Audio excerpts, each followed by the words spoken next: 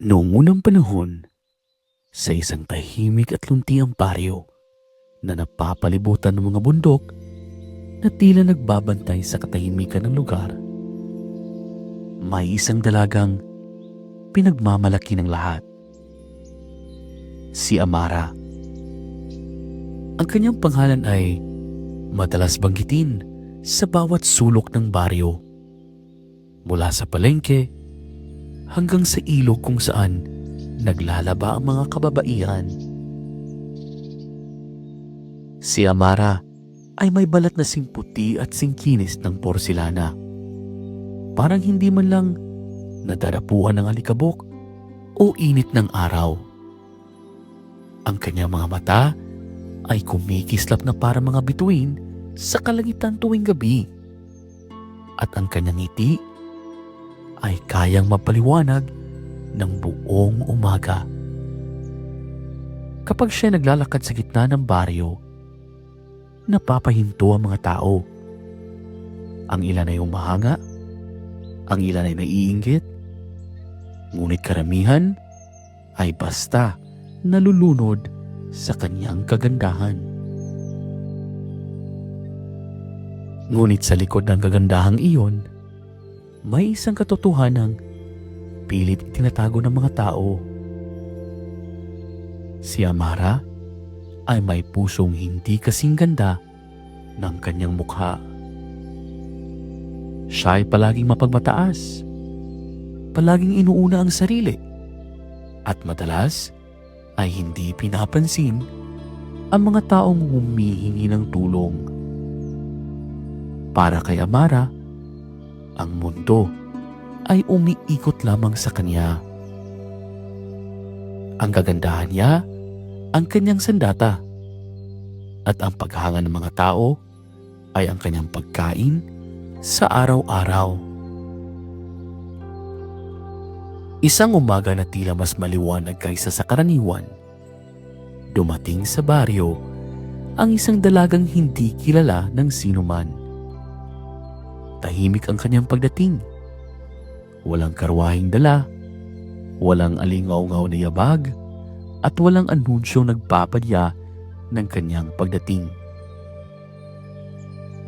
Ang tanging kasama niya ay ang malamig na simoy ng hangin at ang banayad na pagaspas ng kanyang mahabang buhok. Ang kanyang pangalan ay Silangan. Isang pangalang tila isinilang mula sa unang sinag ng araw. Tulad ni Amara, si Silangan ay maganda rin. Ang kanyang balat ay makinis na parang hinulma mula sa pinong garing. Ang kanyang buhok ay mahaba, dumadaloy hanggang bewang, at kumikislap sa bawat dampi ng araw. Ang kanyang kilos ay mabini, magaan, at parang laging may musika sa bawat hakbang. Ngunit higit pa sa pisikal na anyo, may kakaibang liwanag si Silangan. Isang uri ng ganda na hindi lamang nakikita, kundi nararamdaman. Kapag siya'y ngumiti, parang lumalambot ang paligid. Kapag siya'y tumingin, may init at pag-unawa sa kanyang mga mata.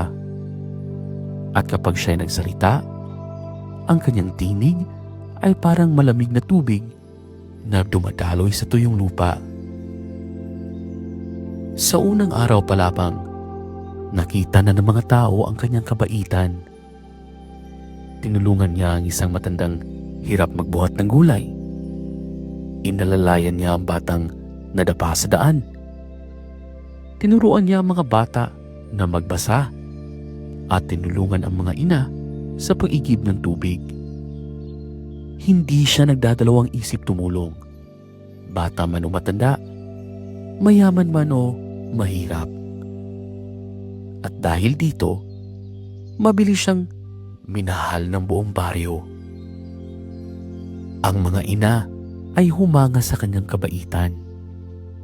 Ang mga bata ay sumusunod sa kanya saan man siya magpunta.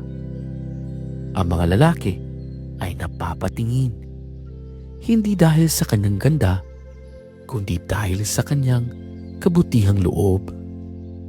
At ang mga matatanda ay nagsabing parang may anghel na bumaba sa kanilang baryo. Unti-unting dumami ang mga taong lumalapit kay Silangan. Nagpapasalamat, humihingi ng tulong, o simpleng nakikipagkwentuhan. Sa bawat araw na lumilipas, mas lalo siyang naging mahalaga sa komunidad. At dito, sa gitna ng papuri at pagmamahal na natatanggap ni Silangan, nagsimulang kumulo ang selo sa puso ni Amara. Tahimik itong nagsimula, isang maliit na kirot lamang. Ngunit habang nakikita niyang mas maraming tao ang lumalapit kay Silangan kaysa sa kanya, ang kirot ay naging hapdi. At ang hapdi ay naging galit.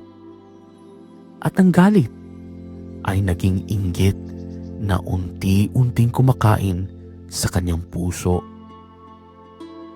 Sa bawat ngiti ni Silangan, parang may tinik na tumutusok sa dibdib ni Amara. Sa bawat papuri ng mga tao, parang may apoy na lumalakas sa kanyang loob. At sa bawat araw na lumilipas, mas lalo niyang nararamdaman na ang liwanag na minsang nakatuon sa kanya ay unti-unting lumilipat sa bagong dalagang dumating. At doon nagsimula ang kwento ng pait. Isang pait na hindi pa alam ng baryo, ngunit unti-unti nang umuusbong sa puso ni Amara. Hindi nagustuhan ni Amara ang pagdating ni Silangan. Sa unang araw pa lamang, ramdam na niya ang pagbabago sa hangin. Parang may unti-unting kumakain sa atensyong dati nakalaan lamang para sa kanya. Ang mga mata ng mga tao na dati laging nakatuon sa kanyang kagandahan ay ngayoy sumusunod kay Silangan. Ang mga papuring dati para sa kanya ay unti-unting napupunta sa bagong dalaga. Sa bawat araw na lumilipas, mas nararamdaman ni Amara ang selos na parang apoy na dahan-dahang lumalaganap sa kanyang dibdib. Kapag nakikita niyang tumutulong si Silangan sa mga bata, kumikirot ang puso niya. Kapag naririnig niyang pinupuri ng mga matatanda ang kabaitan ni Silangan, parang may tinig na tumutusok sa kanyang puso. At kapag nakikita niyang mas masaya ang mga tao sa presensya ni Silangan, lalo siyang nagngingit-ngit. Ang selos ay naging inggit. Ang inggit ay naging galit. At ang galit ay naging isang mapait na hangaring alisin si Silangan sa kanyang landas. Hanggang isang gabi, habang ang buong baryo ay natutulog at ang buwan ay nakasilip mula sa ulap, naglakad si Amara sa mga bahay-bahay. Bulong ang kanyang sandata. Isa-isang kumalat ang kanyang mga salita. Mga salitang puno ng lason. Si Silangan ay mangkukulam daw. May masama raw siyang balak. Inaakit daw niya ang mga asawa ng mga babae sa baryo. Ang chismis ay parang usok na mabilis kumalat. Sa umaga, ang bulong ay naging usapan. Sa tanghali, ang usapan ay naging takot. At pagsapit ng gabi, ang takot ay naging galit ng buong baryo. Hindi nagtagal, hinusgahan si Silangan nang walang pagdududa. Kinuyog siya ng mga taong minsang umiti sa kanya. Ang mga kamay na tinulungan niya noon ay ngayon ang nagtutulak sa kanya palayo.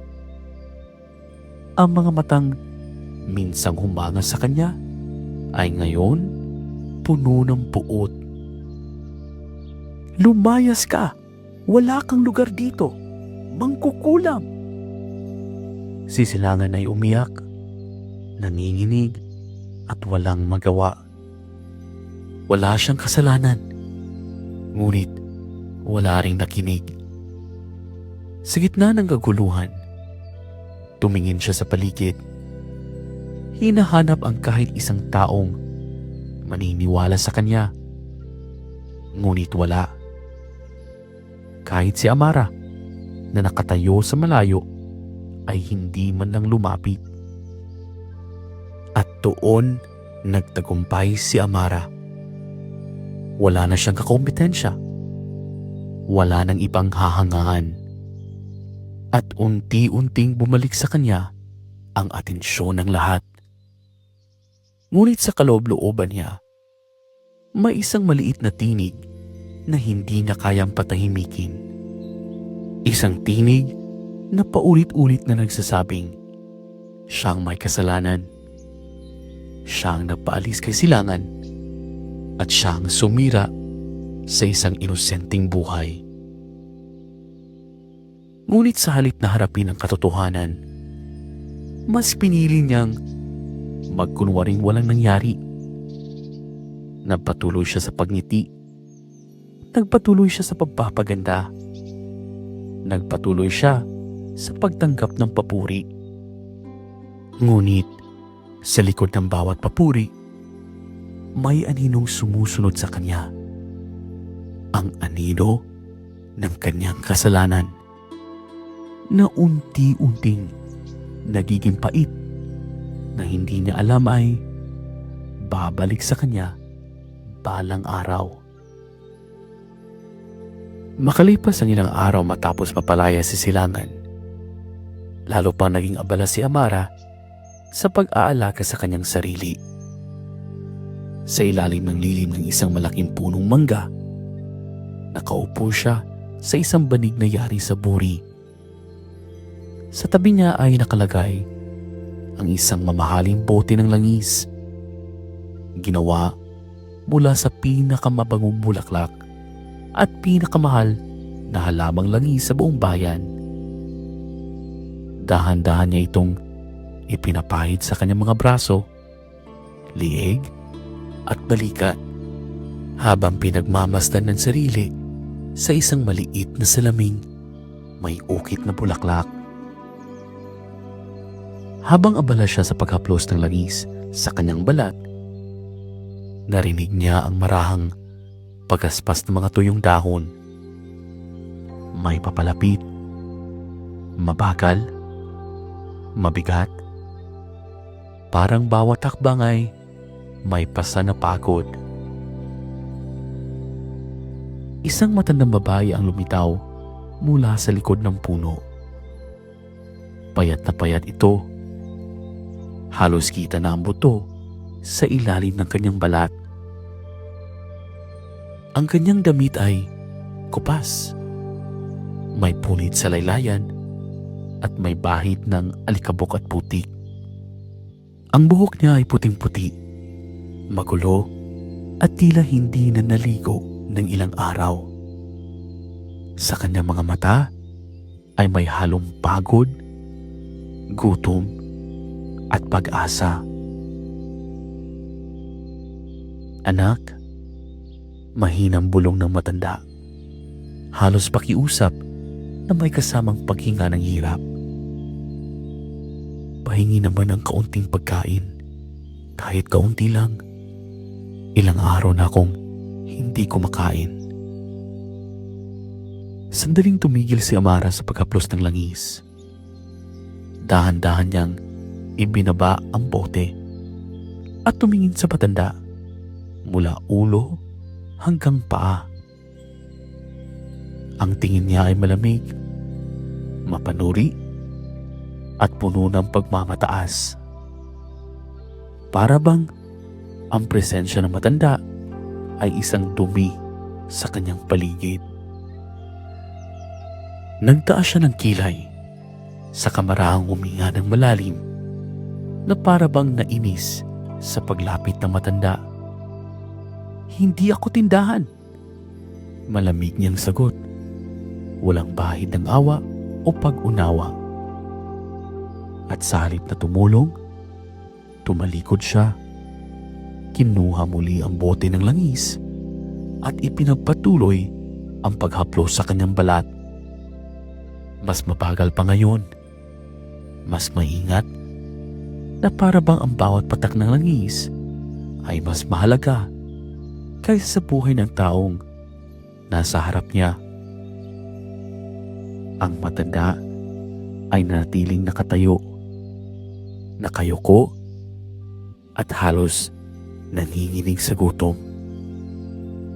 Ngunit si Amara ay hindi man lang lumingon.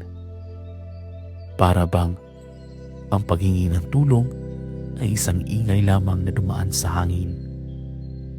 At sa katahimikan ng sandaling iyon, ang tanging narinig ay mahinang pag-iyak na matanda at ang patuloy na paghaplos ni Amara sa kanyang balat na tila wala siyang ibang iniisip kundi ang sariling ganda. Ilang araw pa ang lumipas matapos ang pag-alis ni Silangan. Sa baryo, tila bumalik ang katahimikan. Ngunit sa hangin ay may bahagyang bigat na hindi maipaliwanag. Si Amara naman ay tila walang pakialam. Patuloy siyang namumuhay na para bang walang nangyaring masama. Isang hapon, habang ang araw ay unti-unting lumulubog at ang liwanag nito ay nagiging gintong kulay, nagpahinga si Amara sa ilalim ng isang malapad na punong mangga. Ang mga dahon ay marahang sumasayaw sa ihip ng hangin at ang mga ibon ay nag-uumpisang bumalik sa kanilang mga pugad. Sa tabi ni Amara ay nakalagay ang isang mamahaling banga na puno ng malamig na tubig. May mga patak pa ng hamog sa gilid nito.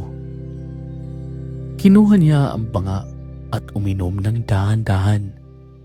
Pinapakinggan ang tunog ng malamig na tubig na dumadaloy sa kanyang lalamunan. Sa bawat higop, ramdam niya ang lamig na nagbibigay sa kanya ng ginhawa. Nakapikit siya. Ninanamnamang sandaling iyon na para bang siya lamang ang mahalaga sa mundo. Habang abala siya sa pag-inom, may marahang yabag na lumapit. Mabagal. Parang bawat takbang ay may pasampikat. Nang dumilat si Amara, nakita niya ang isang batang lalaki. Payat, marumi ang damit, at pawis na pawis. Halatang matagal na itong naglalakad sa ilalim ng araw. Sa kanyang mga kamay ay may hawak siyang banga, tuyong-tuyo at walang laman. Lumapit ang bata, nanginginig ang boses at halos hindi makatingin ng diretso. "Ate, pahingi po ng tubig, kahit kaunti lang." Ang kanyang tinig ay mahina, halos pakiusap na may halong pagod at pag-asa. Ngunit si Amara, abala pa rin sa pag-inom mula sa kanyang mamahaling banga, ay hindi man lang lumingon ng buo. Tumingin lamang siya ng mabilis, saka ibinalik ang tingin sa bangang hawak niya. Para bang ang bata ay isa lamang sa gabal sa kanyang tahimik na hapon. "Umalis ka nga," sagot niya, puno ng inis at pagmamataas. "Ang dami ko pang ginagawa." Wala naman talaga siyang ginagawa, maliban sa pag-inom at pag-aalaga sa sarili. Ngunit para kay Amara, sapat na iyon para hindi pansinin ang batang humihingi ng tulong. Tumungo ang bata at dahan-dahang umatras. Mabigat ang kanyang mga hakbang, parang ang bawat paglakad ay may kasamang lungkot at pagkadismaya. Ang kanyang banga ay kumalansing ng marahan, walang laman, walang bigat.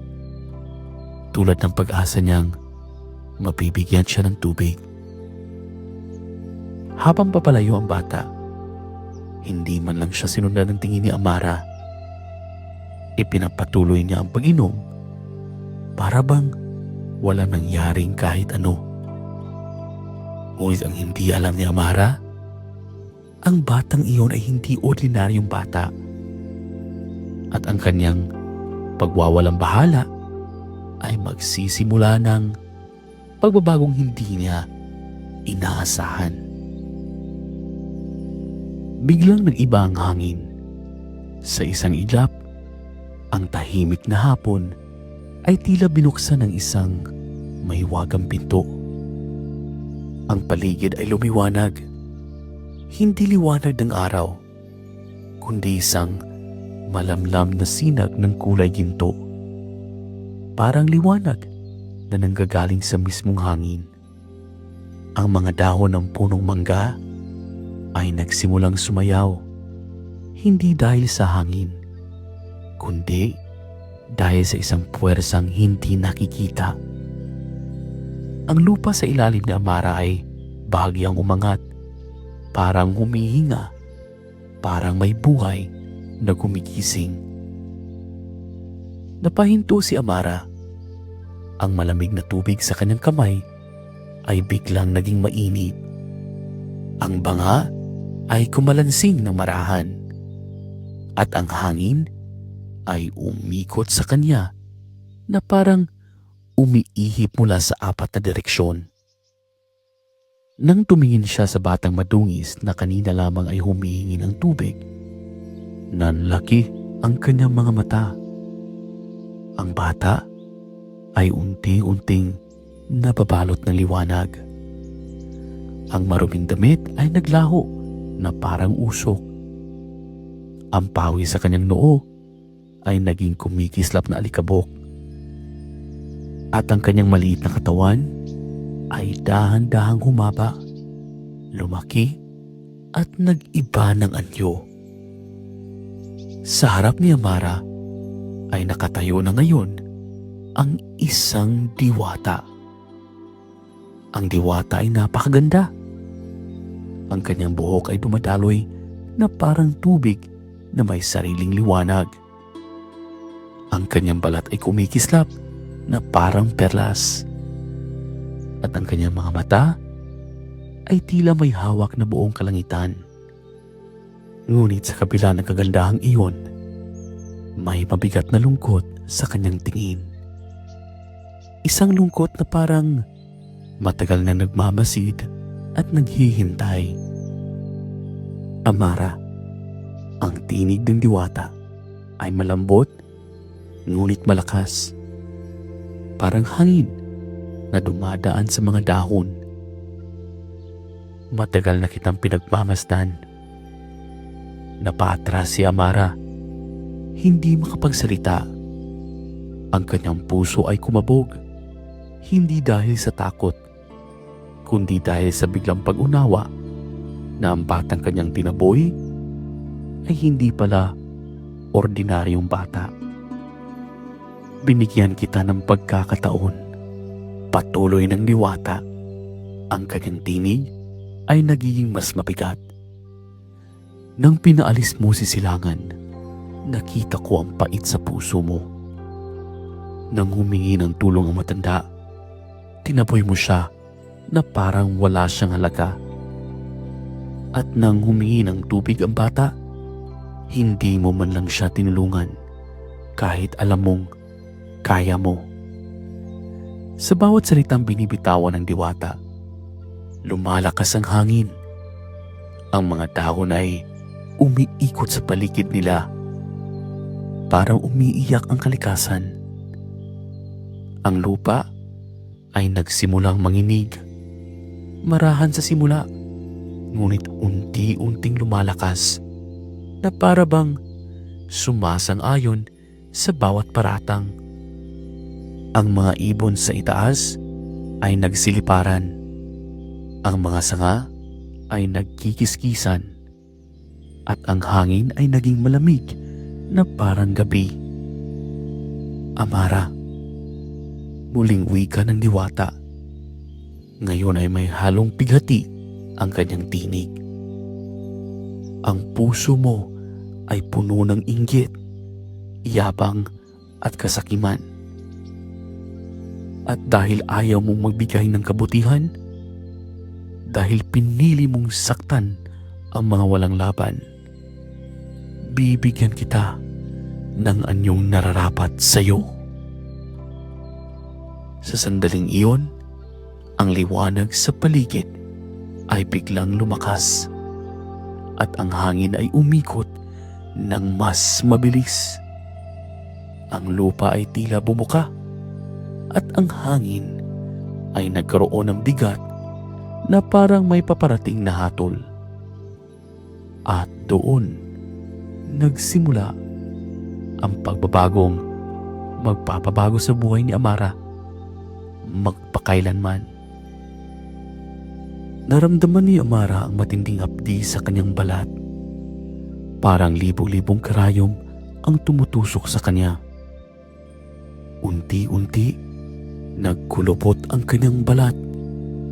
Nagkulay berde, naging magaspang. Nawala ang kinis, ang puti, ang kinang. At sa isang iglap, si Amara ay naging isang gulay. Isang ampalaya, mapait, magaspang, at hindi ka nais-nais tingnan.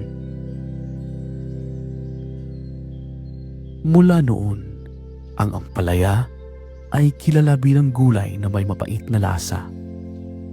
Ngunit sa likod ng pait na iyon, may aral na dapat tandaan.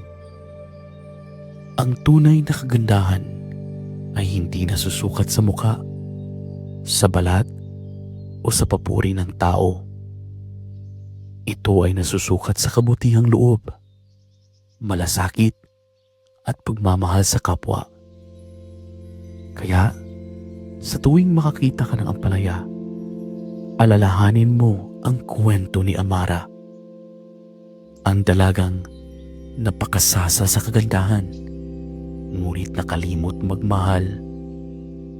At piliin mong maging mabuti, tumulong, at mapagkumbaba, sapagkat ang kagandahan ay kumukupas, ngunit ang kabutihan ay mananatili sa puso ng bawat tao.